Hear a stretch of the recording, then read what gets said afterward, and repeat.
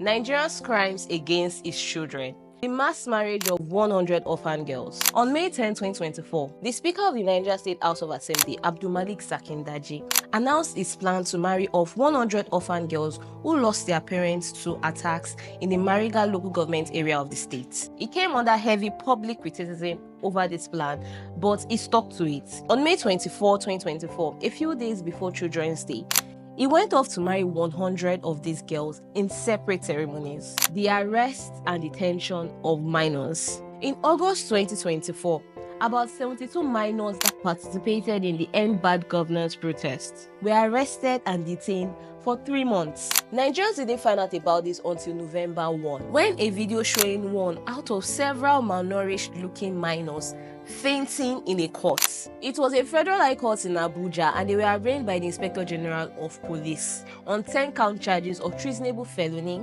intent to destabilize Nigeria, and inciting to mutiny, calling on the military to take over government from President Bola Ahmed Tinubu. Nigerians and rights groups called out the government for arresting, detaining, and maltreating children. But the IGP of the police defended what he had done. He described the fainting as scripted and done to draw negative attention. Also defending it, a prosecutor with the federal government, Rimazonte Ezekiel, said the children were not minors.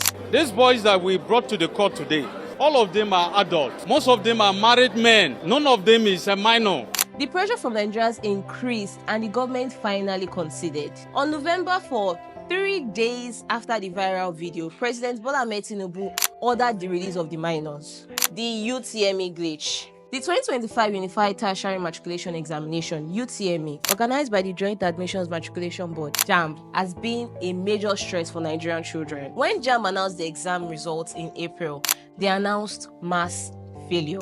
The board said 1.4 million candidates out of 1.8 million candidates that sat for the exam failed to score 200 out of 400 marks. Students who sat for the examination complained that JAMB might have made mistakes, but the Education Minister, Tunji Alausa, said the mass failure was as a result of the deployment of technology that would make it impossible for students to cheat. Nigerians continued to call out the board, and soon after, he bowed to pressure and conducted a review, which showed that there wasn't actually mass failure. It was glitches from JAMB's end that affected 379,997 students across 157 centers in Lagos and Southeast region of the country. Even though JAMB admitted its faults and rescheduled the exam, the earlier released result had caused the students psychological and emotional distress. A teenager named Simina Yokpesusi committed suicide as a result of the issue. The arrest of a minor in Kirikiri prison. If the federal government